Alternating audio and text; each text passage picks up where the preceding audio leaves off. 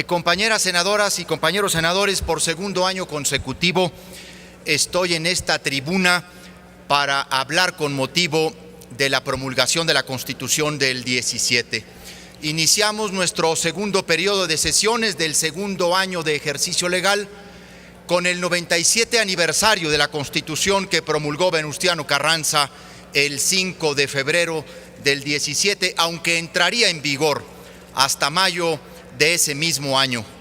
Esta fecha, sobre todo tan ligada a la celebración del centenario de la Constitución, pues nos obliga a varias reflexiones, nos plantea análisis necesarios sobre nuestro andamiaje constitucional, no solo sobre este tema que aquí han introducido varios de los que me han precedido en el uso de la tribuna, lo que tiene que ver con la vigencia del modelo rector de la Constitución del 17, la permanencia de los principios fundamentales que le dieron origen en términos de división de poderes, de federalismo, de relación entre gobiernos, sino también de los retos que el reformismo constitucional mexicano tiene frente a sí para plasmar en la legislación secundaria las grandes figuras que se han incorporado, algunas sin duda en beneficio de la nación y del desarrollo social. Recordar los hechos que produjeron la Constitución de 1917 recupera el momento dramático en el que nuestra democracia fue truncada por los hechos conocidos como la Decena Trágica. Acaba de publicar Adolfo Gili, este magnífico, espléndido historiador, un libro extraordinario sobre la Decena Trágica. Gili ha retratado ese momento de ruptura en un libro que recoge la historia de los principales personajes. Vuelve a salir erguido Felipe Ángeles en esa historia de asistir a la democracia a través de la figura del presidente Madero. El libro tiene un título sugerente, diría yo, provocador: Cada quien morirá por su lado.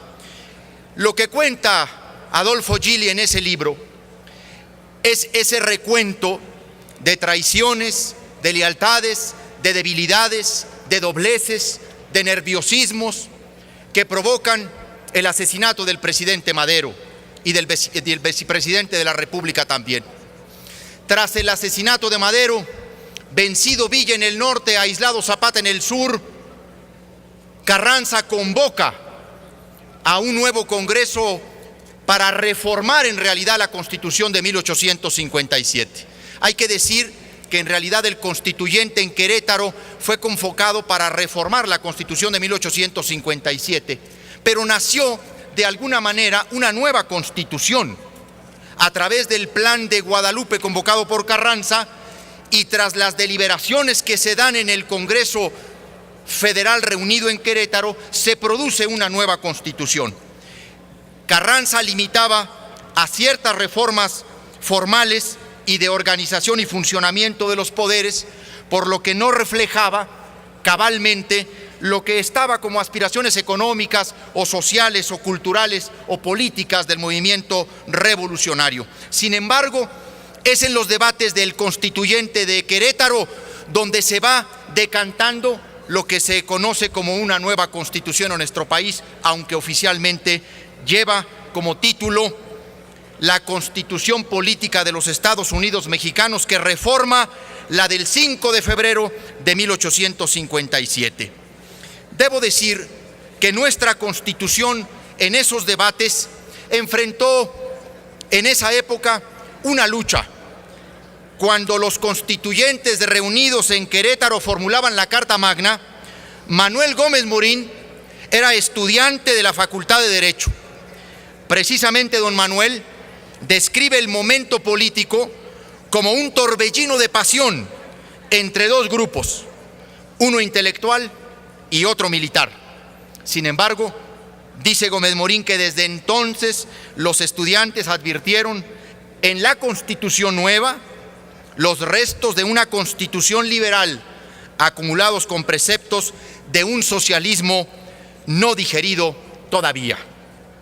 Con todo, el constituyente permanente a lo largo de 97 años que tiene de vida nuestra Constitución, pues ha integrado múltiples reformas y profundas modificaciones.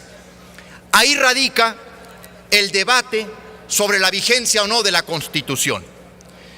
Esa dinámica de cambio permanente es el reflejo de un documento fundamental que ha sabido recoger las inquietudes de cada época, de cada momento y cada reformador. Sin embargo, ese mismo reformismo nos obliga a ser consecuentes y consistentes con concretar en la legislación secundaria los grandes principios constitucionales. Permítanme darles algunos datos que, por conseguirlos ahora, como se dice, a vuelo de pájaro, pueden diferir en uno o dos elementos, pero esencialmente se ajustan a la estadística parlamentaria. La Constitución de 1917 se ha modificado bajo decretos constitucionales 216 veces, que han producido 562 reformas, esto es, enmiendas, adiciones, adecuaciones, supresiones. Estamos hablando, pues, de una de las constituciones más reformadas en el mundo, como documento fundamental, como carta esencial. Habría que sumarle, por supuesto, las últimas dos que se han promulgado, la del 27 de diciembre del 2013, la reforma energética, y la que se acaba de promulgar el pasado viernes con motivo de la promulgación de la reforma político-electoral.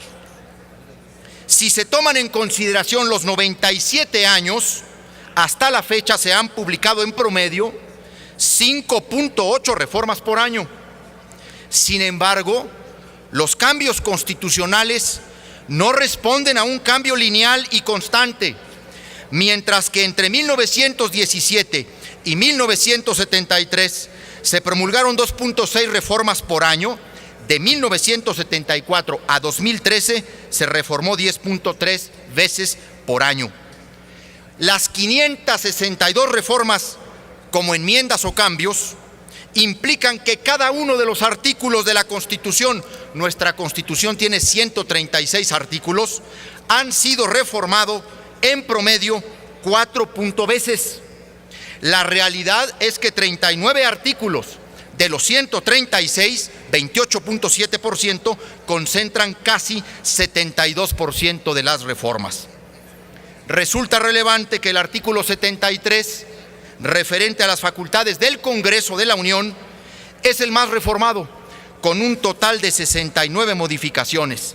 Además, 40 de ellas se llevaron a cabo después de 1997, lo que revela también la época, los cambios más importantes al sistema de pesos y contrapesos del sistema político mexicano, que ha tenido lugar desde ese año, en el que ningún partido político ha tenido mayoría absoluta de los asientos en la Cámara de los Diputados. Tan es así, incluso, respondiendo a una pluralidad que llegó para quedarse, tan es así que hemos incorporado, frente a esa pérdida de la mayoría absoluta que prevaleció casi 80 años, la figura del gobierno de coalición en la reforma político-electoral que se acaba de promulgar.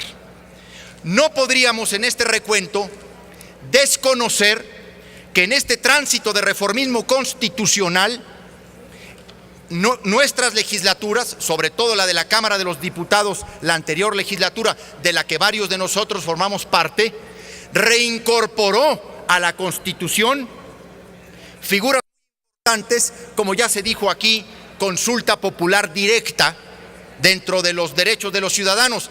Pero esta legislatura ha reinsertado a la Constitución una figura fundamental en el fortalecimiento del poder legislativo, porque no todo ha sido evitarle, cambiarle, modificarle o quitarle, también ha sido restituirle a la Constitución figuras esenciales. Llamo destacadamente la figura de la reelección consecutiva de los legisladores, que funcionó en nuestro país hasta 1934. Al tomar en cuenta estos datos, por supuesto que quiero plantear dos ideas. Una de ellas, es cierto, una reforma, una Constitución que tiene tantas reformas a lo largo de 100 años, que tiene casi 560 cambios, obliga a una reflexión sobre la conveniencia de una reforma integral o incluso, como se ha dicho, de una nueva constitución. Pero más que eso, nos obliga a todos nosotros como legisladores a concretar en las leyes secundarias los principios constitucionales que hemos plasmado. Decía uno de los pensadores del PAN, Manuel González Hinojosa, de nada valen los cambios a la ley si no hay voluntad y libertad democrática para cumplirlas. Aquí se han ponderado las reformas en materia de telecomunicaciones, de competencia económica, de transparencia, de energía, de reforma político-electoral, de anticorrupción, en favor de la competencia económica.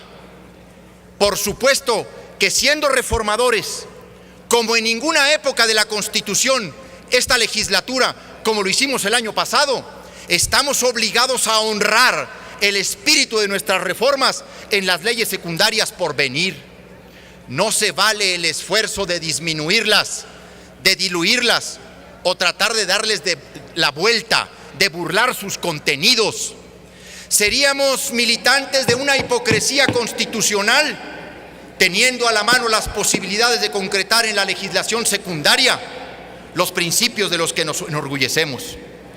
Ese será el reto de la celebración inmediata de la Constitución del 17, y esa debe ser la tarea de este Senado de la República. Por su atención, muchas gracias.